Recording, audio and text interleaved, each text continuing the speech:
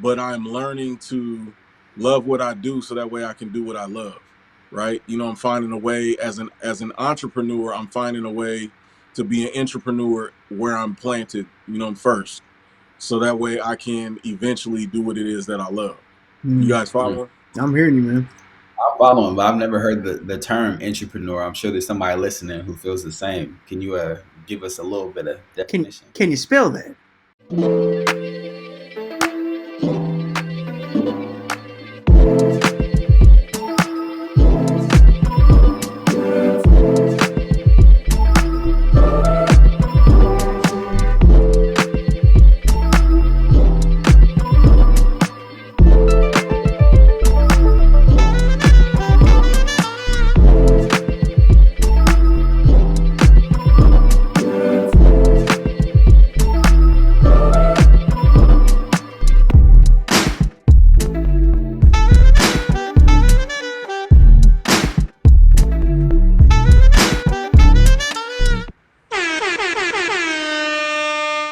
I hit record and it did it by itself.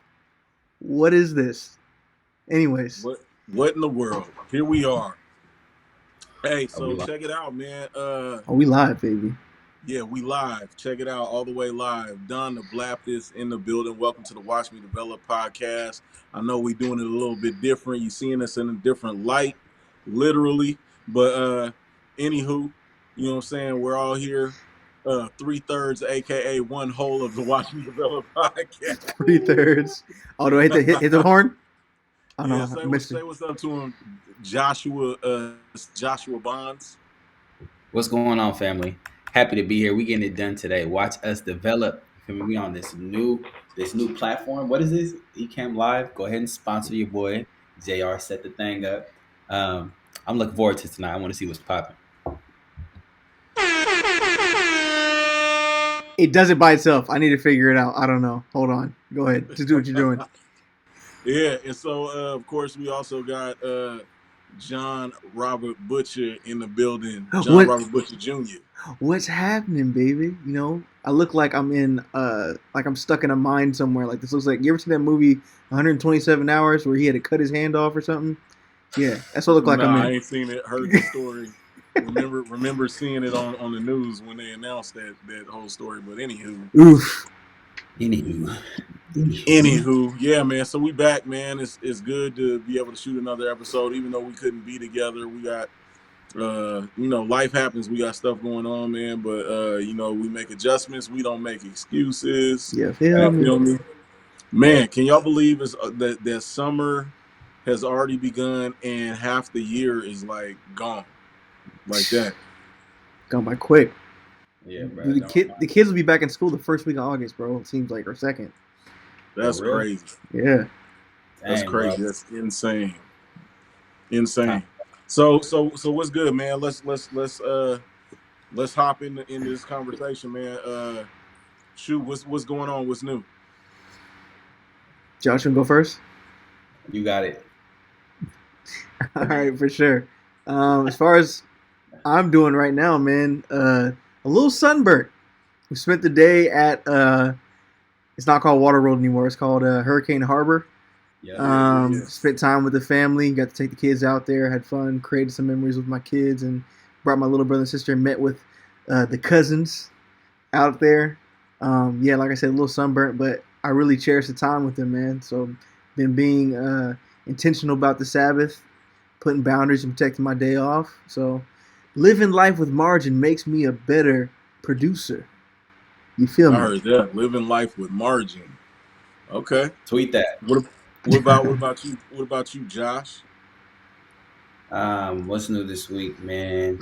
Uh, Honestly, everything's pretty much the same, except we started running ads this week for so we're doing running some paid traffic, trying to get some sales that way, exploring the avenues of Facebook and Instagram ads, trying to see what Mr. Mark Zuckerberg has for us in that realm. Okay. Hopefully, we can get our costs down and start making some sales, man. So I'm just in that area right now, trying to navigate, trying to swim. Other than that, I got some family coming in town from St. Louis this weekend, July 4th week. So I'm excited about that and looking forward to the family coming in town. That's fire. That's cool, man. That's dope. It's just nothing like family, man. It's like it's always nice to be around family. I mean, everybody can't say that, right? But it's great when you can say that when you actually like and love your family members, right? You know what I mean? Facts. Yeah. Shoot, man. For me, just trying to love what I do, right? Love what I'm doing so I can do what I love. You know what I'm saying? You know, there's like a difference between the two. A lot of us are on the journey and seeking to do what we love. You know what I'm saying? Because you know, there's that saying: if you are able to uh, do your dream for a living, you'll never work another day in your life, right? But Hmm. often I find myself currently in a position where I don't exactly like what I'm doing is not my dream per se, as far as like my 9 to 5 is concerned, but I'm learning to love what I do so that way I can do what I love. Right. You know, I'm finding a way as an entrepreneur, I'm finding a way to be an entrepreneur where I'm planted, you know, first. So that way I can eventually do what it is that I love. You Mm. guys follow? I'm hearing you, man. I follow him, but I've never heard the term entrepreneur. I'm sure there's somebody listening who feels the same. Can you give us a little bit of Can definition? can you spell that? So Yeah. entrepreneur, so like for instance, let's just say, you know, you go to church, right? You go to church and you know you have certain giftings and stuff like that, right? But you're not gonna go into the church and set up a shop for ergo, right? Right. But the same skill, which is basically you have an innovative mind, you have a mind that's inventive. You're able to see certain perspectives. You know what I'm saying? Like even with creators, I honestly believe, like as creators, and creatives, that we're able to look at a picture and tell you what that picture sounds like, Mm. or tell you what that picture smells like, or you know what I'm saying. We're able to kind of give a Mm-hmm. different perspective from a person who just takes that picture for face value. And so entrepreneurship would be, okay, I'm coming to the church now. How can I uh, allow the church to benefit from my skills of being an inventor, being an innovative mind, and being able to put my skills to use to benefit them, and at the same time receive the same fulfillment that I get from utilizing those gifts. You know what I'm saying? Facts. And so basically for me, like I love creating music. I love producing music. So I'm gonna use my gift for music to serve on the worship team, and you know what I'm saying, let the church benefit from my skill of using music.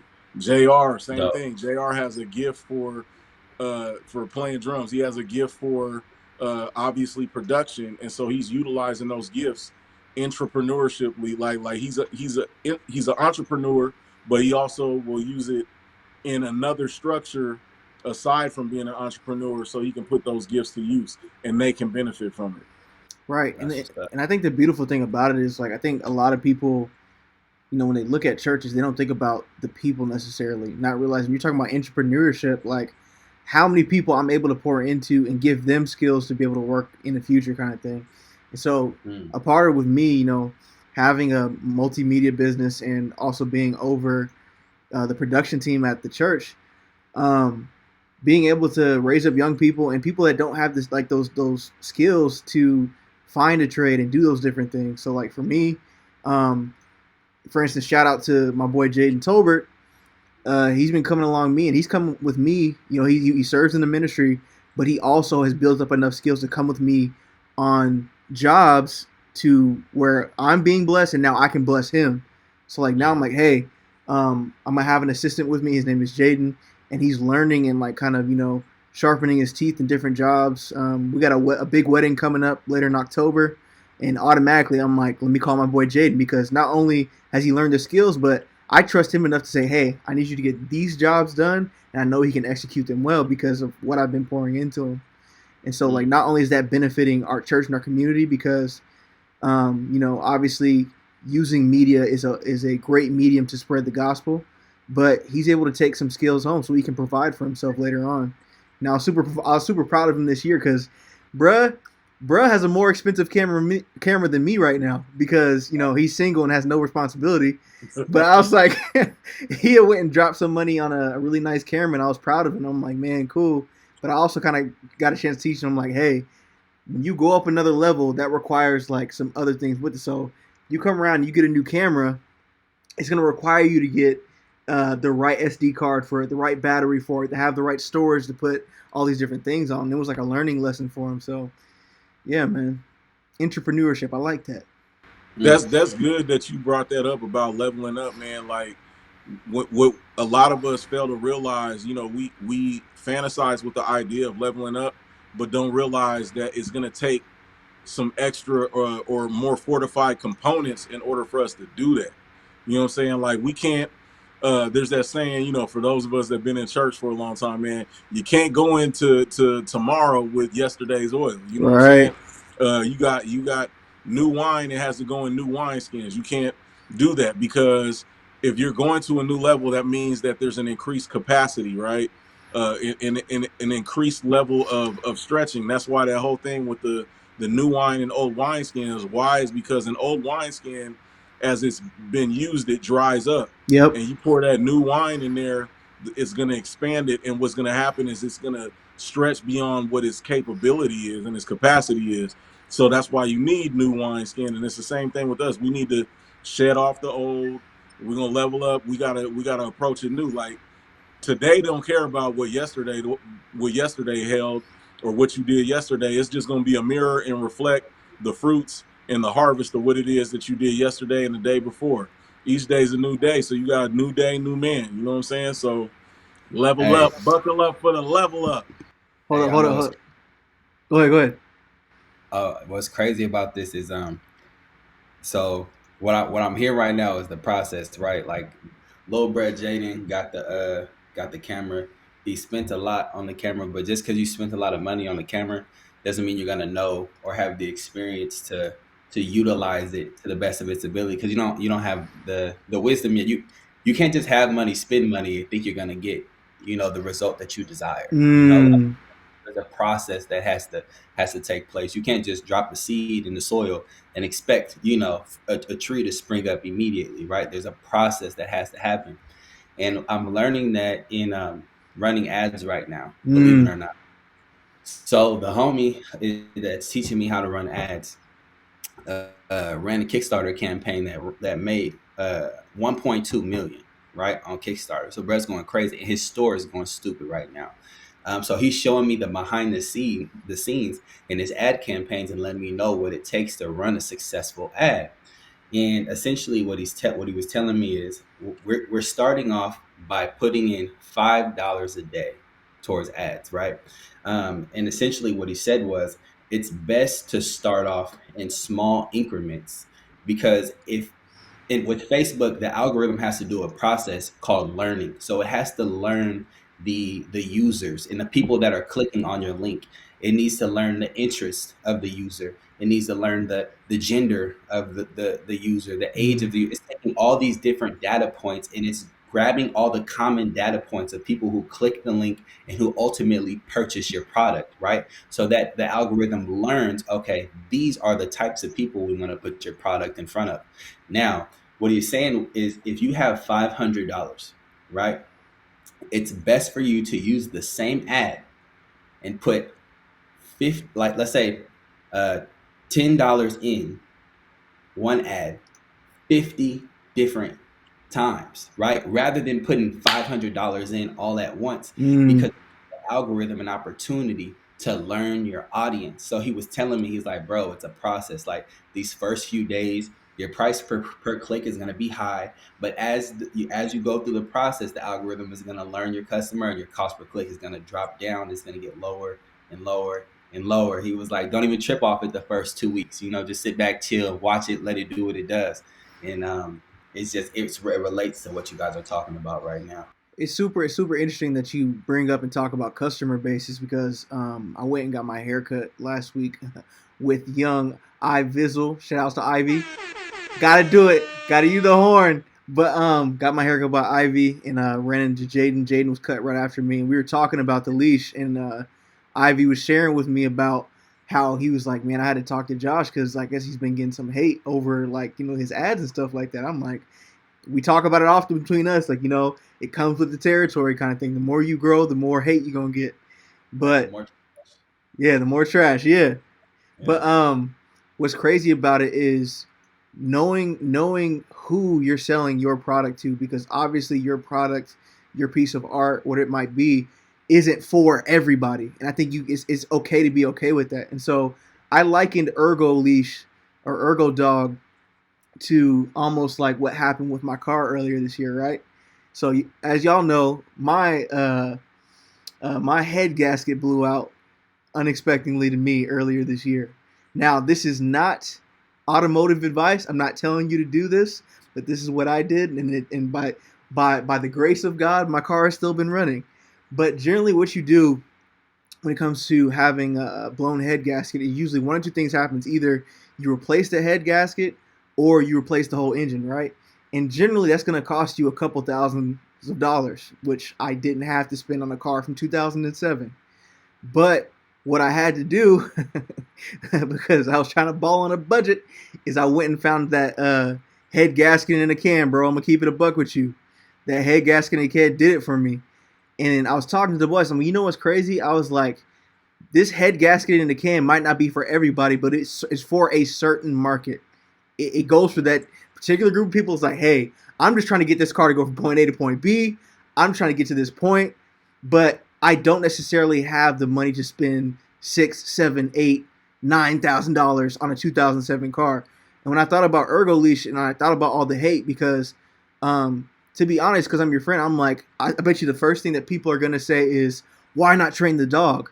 And I'm like, you're missing out on the market that Ergo Dog can really tap into. And so when right, I seen all those right, things, I was like, that's what Ergo Dog is for. It's like I can't make a product, I can't make a piece of art that's gonna make everybody happy. true, I have to do something that's gonna work to a specific niche, and I think that's what kind of that's what kind of keeps your head above all the weeds. It's like making sure you're being focused on what you're providing or what you're creating or what it might be. yeah, yeah, absolutely. Because at the end of the day, man, there's a different market for everybody. You know, why is it that you can go on Fairfield and on the same street, there's three different McDonald's on the same street? Yeah, Texas. on Texas. You know what I mean? Some people are going to go for convenience, right? Other people are going to go for the types of people that shop at that spot. And maybe somebody else just goes because the family member works there and they got the plug. But at the end of the day, whatever the reason is, like none of those McDonald's are going out of business. So there's plenty of people to serve out there for you in whatever niche that you're in. Like there's so many, pools and pools of barbers out here, but I'm not struggling to pay my bills. You know what I'm saying? Ivy's not struggling. Kev's not. People. It's just there's plenty to go around. Is what I'm trying to say. Plenty to go around. For sure. How about this? How about this? Have you guys watched The Founder? Have any of you guys No, seen that? no, the Yeah. McDonald's So story. so so so listen. So listen. It's funny that you bring up McDonald's because McDonald's. Here's the game. McDonald's. When you think of McDonald's, you think of burgers and Happy Meals. McDonald's has come forward and like, no, our business is not hamburgers or fast food. Our business is real estate. Mm, Their business is real estate.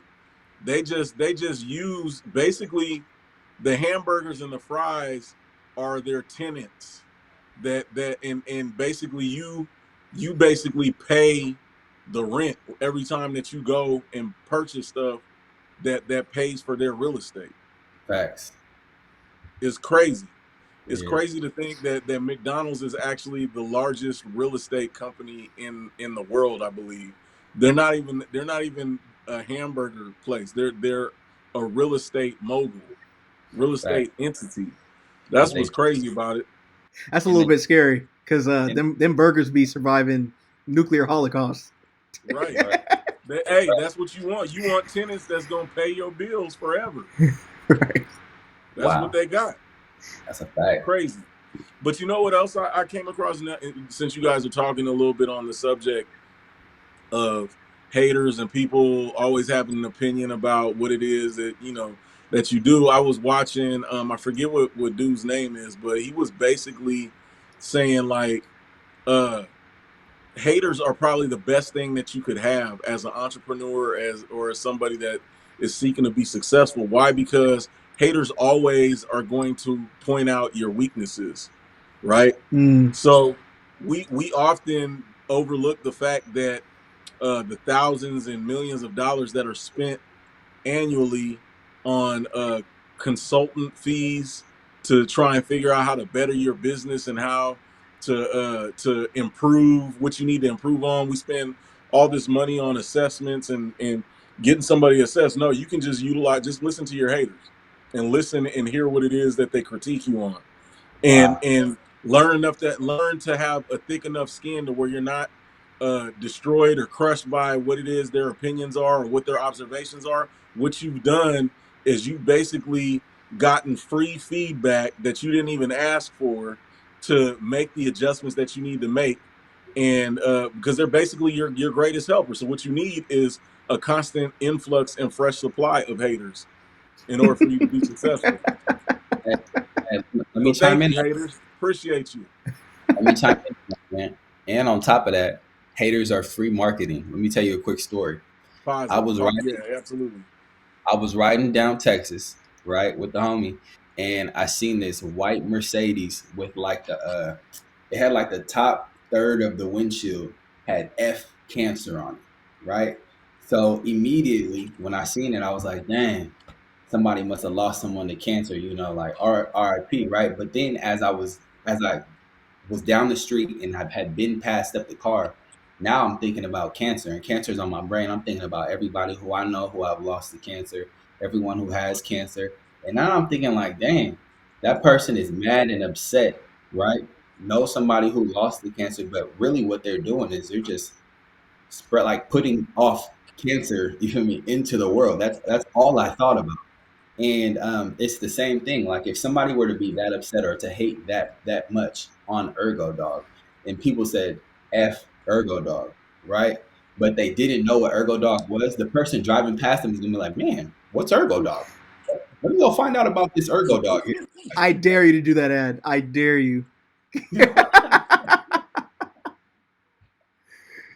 Like you remember back in the day when they had the little back window thing with the boy peeing on something. Yeah, yeah.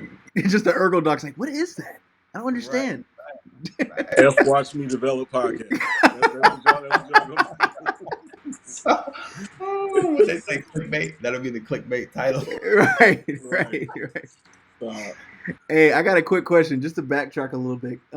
Earlier we were talking about the next level, and I kind of brought up Jaden. He bought the new camera. I hate to use Jaden as a thing. I should have said an anonymous name, but it is what it is. We're already recording. So, with like say with the camera, like you're going to the next level. Like, are there things in your guys' lives that are preparing you for the next level? Because I think when you're in business or in whatever profession or in whatever thing that you're doing, um, you start to kind of see some of the things that are kind of coming ahead. Like I know for me, thinking about this one of the weddings that are coming up that we're doing later this year, some of the requests for from my client, is going to require me to get some different gear, require me to do some learning. I got a drone not too long ago. It's going to require me to do and get some practice, flying a drone in certain flights and stuff like that. And so, are there things that you guys are doing now, maybe you might be learning, that's preparing you for the next level? What about you, Josh? Man, I would say absolutely. We actually kind of spoke about it. I want to say like either an episode or 2 episodes ago. But I'm a firm believer that God is using what's right before us to prepare us for the next step in the next season. Like we don't even in ways that we don't know about because we don't have the foresight to see it. A lot of times we try to look past our current situation and just to get next to the next step in the process, not knowing that we need right here, right now for what's coming up later.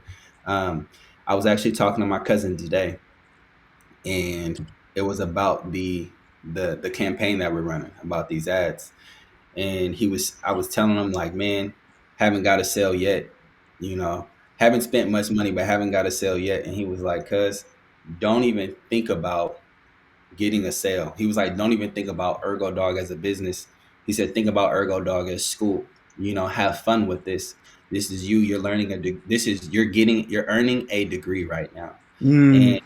And the skills that you get right now, even if Ergo Dog were to flop, and he was like, and God forbid it does, he was like, you're gonna make your money back plus some. But even if it were to flop, you would have a skill, and you could go on and you could run a what did he say? It wasn't a consulting, but a ad agency. Like with the skills that you have and who you're learning it from, you can go on and you can run an ads agency and you can be making six figures just doing that alone. Um, so that's just an example of something that I'm doing right now that is priming me for what could be to come later. Okay. Yeah, absolutely. I definitely agree with what you're saying, Josh. As far as like right now, I feel like I'm in school. I feel like everything is a learning opportunity. You know what I'm saying? Everything is a learning opportunity. And I think it's really right now it's about getting the reps in. You know what I'm saying? Getting the reps in, Yeah. um, because like every opportunity that I get, like for instance, I'm really up. You know, this podcast has been, I believe, preparation in school for me of going to the next level because like I'm technically extremely uncomfortable in front of the camera. I don't like being in front of the camera. I don't like taking pictures. Um, I don't, man. And anybody who knows me knows that that's the truth. But um, it's challenged me in such a way because at the end of the day, like I believe that um, that doing this is beneficial. You know what I'm saying to others, and that in turn, you know what I'm saying, as a byproduct, is being beneficial to me because um like I'm getting the reps in, you know what I'm saying? Mm. It's teaching me to be consistent at something, even if I'm uncomfortable with it. It's Mm. teaching me to you know, even with me doing what started out as the old darks, like obviously the season has changed and it's not as dark as it was when I first started. You know what I'm saying? Like, well, I can't call these old darks no more because the sun is like already out. But being consistent with posting on a daily basis, that's been something, like even just not letting the sun go down without me posting something. I got to post something Mm. every 24 hours.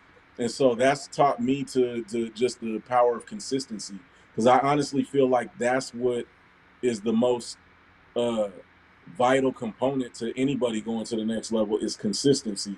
A lot of times we're our talent is good enough to go to the next level. Our ideas and creativity are great enough to take us to the next level, but it's our consistency that we lack, and that's what keeps us from going to the next level.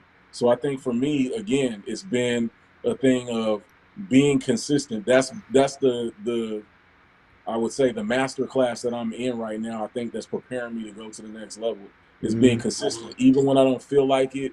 When it's lost it's luster, it's lackluster, and it doesn't feel, you know, all tingly and everything. Is just being consistent. Mm. Mm. I'll definitely say too. You know, speaking about algorithms again, bro. Um, how much you don't? I'm not sure if you realize this or not, Donald, but like the algorithm, whether it be Facebook, Instagram, TikTok, they want you to post every day. They want you to post more content because that means the more that you post, the more that they make money off of you because you're keeping them on their app.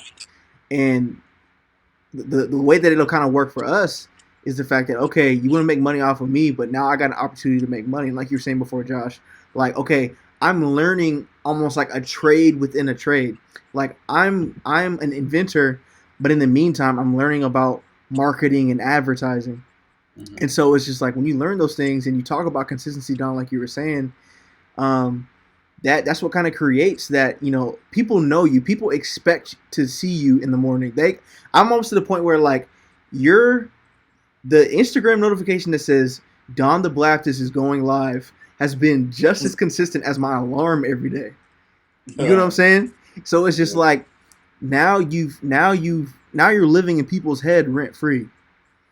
And so Yeah, like yeah, yeah. just because you've been consistent, because like the second that you don't see Donald at 7, you know at this point because you've done it maybe like several times where it's like, oh, Donald must be having a day off, or you know what, maybe Donald just decided to do it midday today, and they understand that because you've lent that to your audience, and just from that simple consistency, and it's like some days it might be a 10-minute dark, other days it might just be, hey, hope y'all doing good. Um, just want to keep y'all encouraged, and then you out of there. I saw you that day Yeah, with your ephod on. yeah. I was like, okay, by any means. Bro, it's so important about consistency. Like I think about me and Nadia think about consistency the most when it comes to. I'm not gonna say the most, but it's most relatable to us when it as it pertains to food or restaurants. Like we call it our spots, right? Um, we have a few different spots for like Mexican food. We got a few different spots for say sushi. We got a few different spots for pizza. And the spot that's at the top of the list is always going to be based on who's serving the same consistent meal every single time. Like Facts.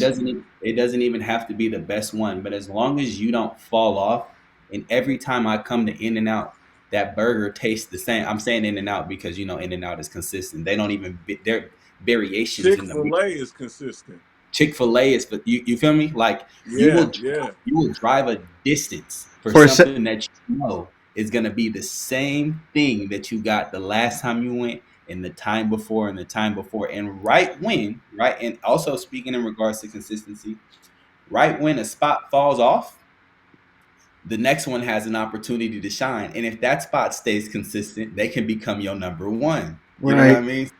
Consistency is something huge to learn for sure. bro. There is a particular restaurant.